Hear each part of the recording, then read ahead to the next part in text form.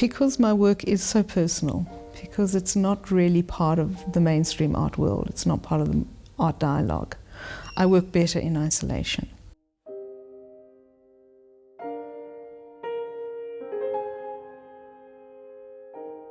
You know, over the years, making a work has become more of a spiritual discipline and more of an act of devotion. No one can take you there. You've got to find your own way. You've actually got to cut down the vines and scramble the rocks, and you've got to actually make the path.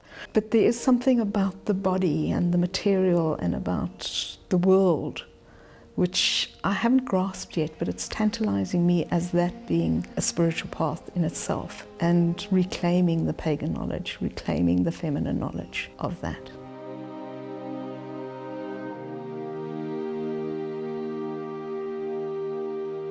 The red and the gold, I remember St. Mark's in Venice, just being blown away by the gold mosaics. And then again recently in Istanbul, the Hagia Sophia. And then in London, I always used to love to go to the National Gallery and those early Christian icons of the Madonna and Child in gold.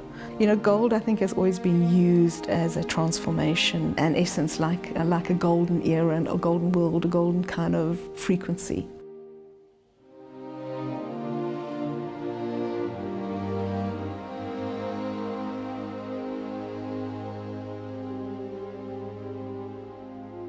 I was always sort of one of those feminists who kind of thought I had to compete in the male world.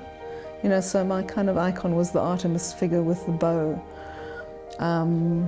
Still kind of out there, sort of trying to prove herself. And in the last couple of years, I've sort of realized there's another route, and we've forgotten about it, and it's a very feminine route. And maybe the body is the key.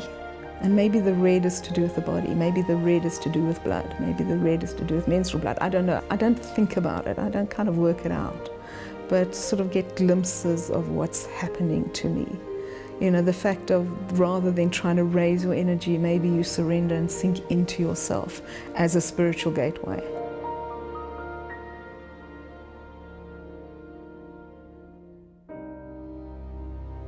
The dogs appeared in my work because I was starting to do a sculpture using a Macaro as a base, and I had 2 young Great Danes, and they kept on climbing into the boat. And I had sort of envisioned one boat with a figure standing on it, which had been influenced by being in Venice, by being in Zanzibar, by that kind of image of a solitary figure standing at the back of a boat. And when the dog climbed into it, I realized that no, I needed 2 boats, one with a dog in it and one with a man in it. And then the dogs became more and more apparent, mainly in my sculpture, but appearing as a kind of Anubis figure in some paintings as well.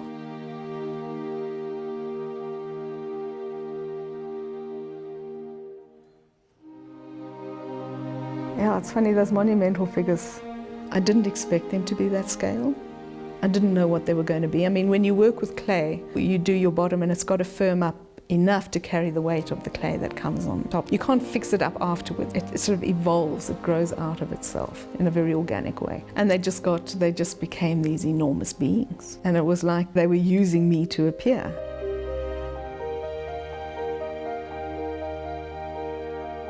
I had no idea how to make them. I had no idea what I was going to do. I just started at the bottom. And I mean, the professor of physics came to me when I first showed them and said, please come and give my students a lecture on how you got these to stand.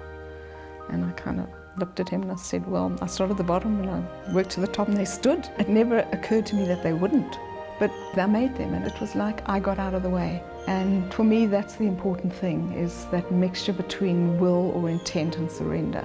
And I can get out of the way far more easily in my painting than I can in my life.